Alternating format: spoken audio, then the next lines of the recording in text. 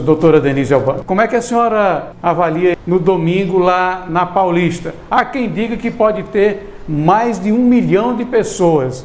Caso isso aconteça, o que é que a senhora poderia imaginar que venha na sequência?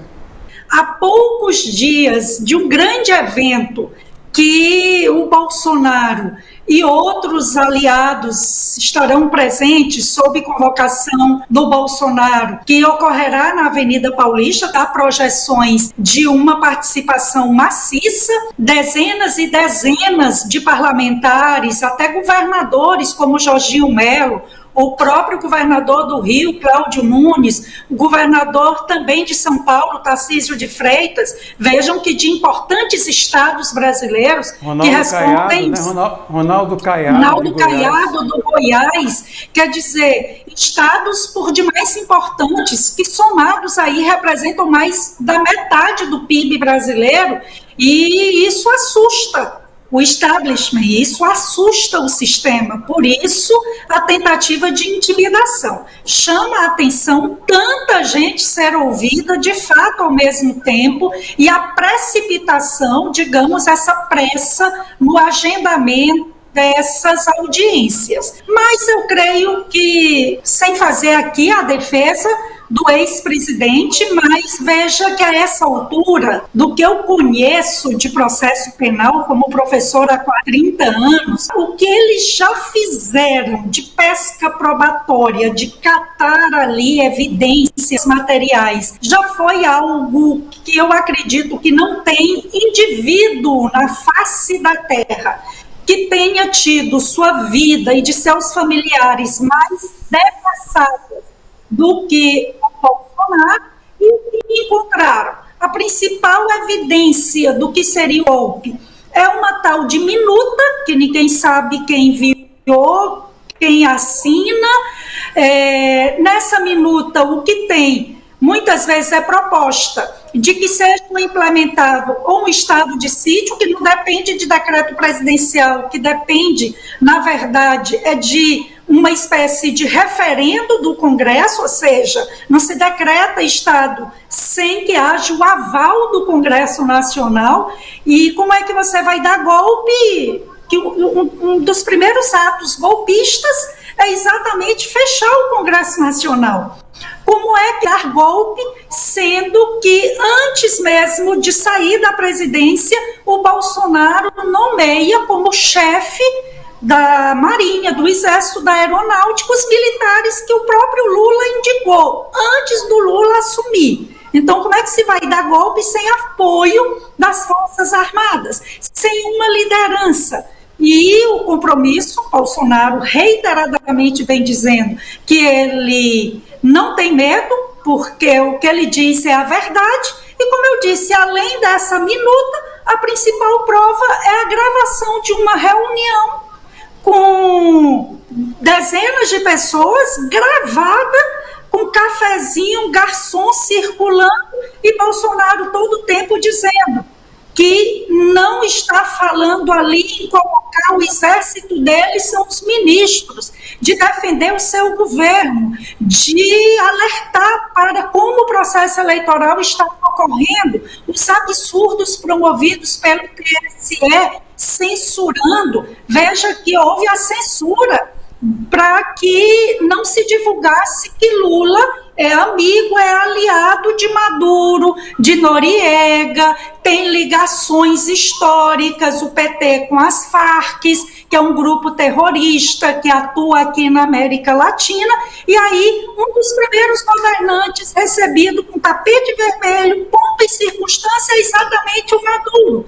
Então, o que Bolsonaro dizia nessa reunião está gravado, já vi a reunião, não tem ali qualquer planejamento para um golpe. Então, você percebe que há um certo grau de desespero do sistema, desse regime juristocrata, do consórcio Lula, grande mídia, Lula PT, o lulopetismo, a grande mídia que recebe poupudos recursos públicos,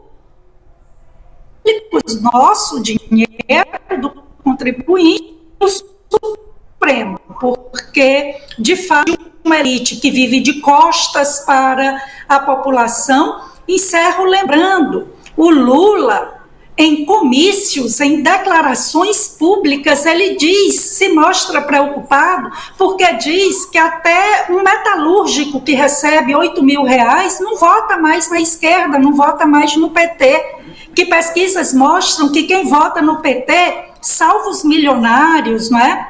Aqueles que têm um cargo, que têm uma benesse, mas o trabalhador, aquele trabalhador honesto que corre atrás do pão nosso de cada dia, aqueles que recebem mais de 2 salários mínimos não votam mais no PT. Apenas quem recebe menos de 2 salários mínimos. Os mais alfabetizados, os que têm uma boa formação, também não votam no PT. Os cristãos, e eu chamo a atenção, por isso eles têm ódio também dos evangélicos, porque dentre os cristãos, os que mais resistem ao discurso da esquerda vêm a ser os evangélicos, porque a gente sabe que na Igreja Católica, não é, Erivan, o trabalho de penetração, de instrumentalização da Igreja Católica por meio da teologia da libertação foi muito grande.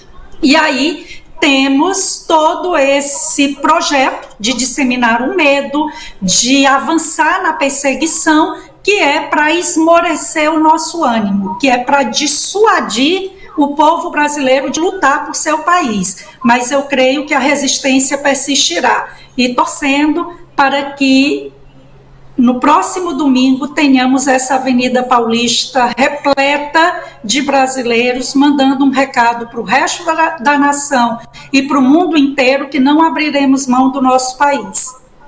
Que domingo, de fato, como a senhora acaba de dizer, seja um momento de passar uma mensagem bastante real, o sentimento do brasileiro que majoritariamente quer um país voltado para o trabalho, enquanto querem ver o país andando para frente, rumo ao desenvolvimento, ao progresso. Vamos torcer que domingo a mensagem seja diferente. Perfeito, e com a Avenida Paulista cheia, não é, Erivan? Que quem sabe mais gente, mais parlamentares, para além dessas 140 assinaturas, é um recorde, que essa adesão ao impeachment cada vez maior ocorra, porque volto a lembrar, me permita rapidinho, Erivan, o impeachment é um procedimento legítimo, há uma lei de 1950 que prevê o impedimento de um presidente da República. Nos países que adotam parlamentarismo é chamado de moção de repúdio, e aí tem uma espécie de afastamento, porque o primeiro-ministro é um membro do parlamento e quando ele tem uma moção de desconfiança, de não apoio, ele é afastado e se escolhe um outro representante. No presidencialismo, não, é o impeachment. E o crime de responsabilidade não é, assim, um crime no sentido penal do termo, é um ilícito de natureza política, é uma irresponsabilidade do presidente que comete. O fundamento do impeachment é ato de hostilidade a uma outra nação. E é o que se identifica nessa fala clara, mas não isolada, que o Lula deu. Ele já vinha se manifestando de maneira hostil a um país soberano, a uma nação amiga, e dessa forma, o que ele praticou foi um ilícito de natureza política e a resposta é de natureza política com um procedimento político-jurídico.